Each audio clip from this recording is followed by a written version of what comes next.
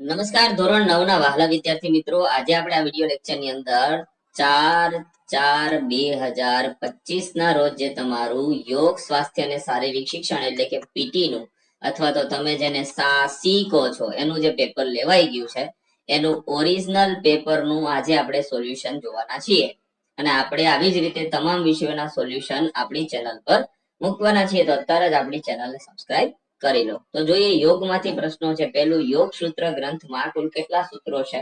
તો 195. યોગ અને જીવન જીવવાની એક ખાલી જગ્યા તો પ્રણાલી છે. ત્રીજું, ચેતાતંત્રની કાર્યક્ષમતાનો આધાર શેના પર છે? તો કરોડરજ્જુની સ્થિતિસ્થાપકતા પર. ચોથું, નીચેના અંગોમાં કયું અંગ યમ નથી? તો સ્વાધ્યાય. પાંચમું, યોગ માર્ગ પર આગળ વધનારે શાનાથી બચવું જોઈએ? તો સંતોષથી. છઠ્ઠું, અષ્ટાંગ યોગનું ત્રીજું અંગ કયું છે? તો આસન.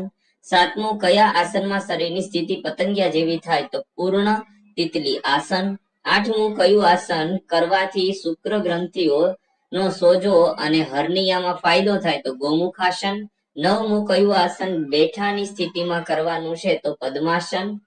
10મું, કયું આસન કરવાથી દોડવાની ઝડપ વધે? તો તાડાસન. 11મું, કયું આસન કરવાથી સાથળની અંદરની ચરબી ઘટે? તો ભદ્રાસન. 12મું, કયું આસન કરવાથી ખોડ વગરની ખૂંદમાં ફાયદો થાય? ખોડ વગરની ખૂંદમાં ધનુરાસન.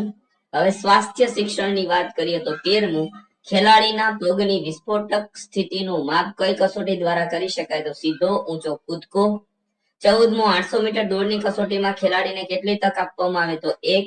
15મું, કઈ રમતમાં પરસ્પર વિરોધી ખેલાડીઓ એકબીજા સાથે અથડાઈ જાય છે? તેમાં આવશે ફૂટબોલની રમતમાં. 16મું, અકસ્માત નિયંત્રણના સર્વમાન્ય ઉપાયોમાં કયો એક ઉપાય સાચો નથી? તો યોગ સમયે ભોજન. 17માં, નિર્જળ સ્થિતિ ડિહાઇડ્રેશન વખતે શેનું દ્રાવણ પીવું જોઈએ? તો ઓઆરએસ નું. 18મું, મધમાખી કરડે ત્યારે ડંખ લાગેલા ભાગ પર શું ઘસવું જોઈએ? તો બરફ ઘસવો જોઈએ. 19મું, ભારે કસરતો કર્યા પછી તરત જ કઈ ક્રિયા કરવી જોઈએ? તો રાસાયણિક ક્રિયા કરવી જોઈએ.